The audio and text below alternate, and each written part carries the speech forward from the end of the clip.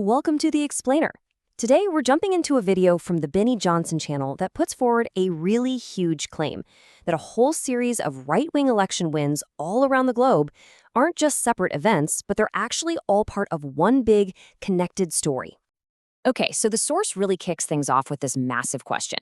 It argues there's a political movement, one that it says is directly inspired by Donald Trump, that's just scoring major victories all across the planet.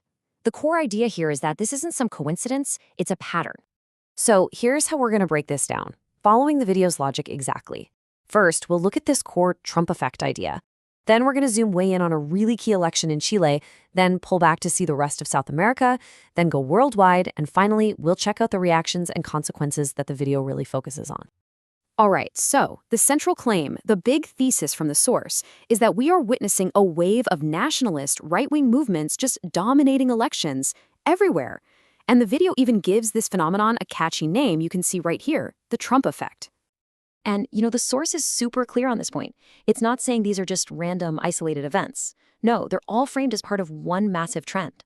And the argument is that Donald Trump himself is the original spark, the inspiration for this entire global movement. Okay, so now let's turn to the main case study the source really leans on to prove its point. We're talking about a presidential election down in Chile that it presents as like the perfect example of this whole global trend in action. The source treats this as a truly massive moment for the country. It really celebrates the victory of José Antonio Kast, going so far as to describe him as Chile's most right-wing president in decades. And here is the number the source puts right up front and center, 58%. This number is presented as the clear, undeniable proof of a massive electoral mandate. This slide really just lays out the margin of victory. The source itself calls it a dominant 15-point whooping. And it's that huge gap between Kast and his opponent that really props up the video's entire landslide narrative. So you might be asking, what was the winning formula here? Well, according to the source, it all boiled down to a few key promises that just really connected with voters, and they focused on these three core issues: getting tough on crime, immigration, and jumpstarting the economy. So from Chile, the source then zooms out, arguing that this wasn't just some one-off result. Nope, it's presented as part of a much, much bigger political shift that's happening across the entire continent. And to really drive this point home, the video literally splits the continent's leadership into these two opposing teams. It paints this picture of a huge regional ideological battle raging between these right-wing and left-wing governments. Then you get this really powerful quote, "Take back our continent." And the source pairs it with images of Kast standing shoulder to shoulder with other big right-wing figures like Javier Milei and Jair Bolsonaro. The effect, of course, is to frame all their individual wins as part of a single, unified movement that shares one common goal. And now, the source takes its argument totally global.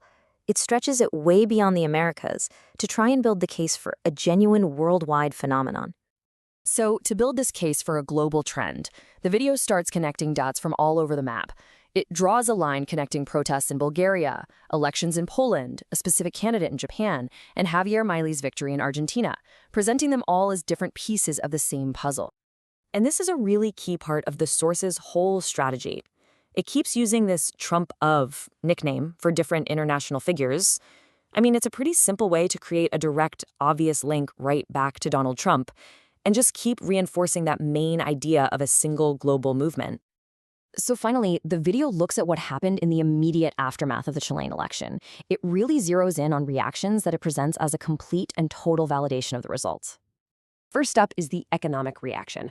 The video claims the Chilean stock market, and this is their words, freaking rocketed up right after the election. The suggestion is pretty clear. The markets gave this conservative win a huge stamp of approval. The source also shows scenes of what it describes as thousands of people celebrating in the streets. This quote, "Chile has defeated communism today," is what it uses to really capture the powerful emotions of the supporters you see on screen. And this right here, this is the source's final big takeaway. It frames these political shifts not just as simple election results, but as an entire continent freeing itself from a specific ideology. It's a really bold conclusion that leaves us with that central question: are these events truly connected parts of one global story?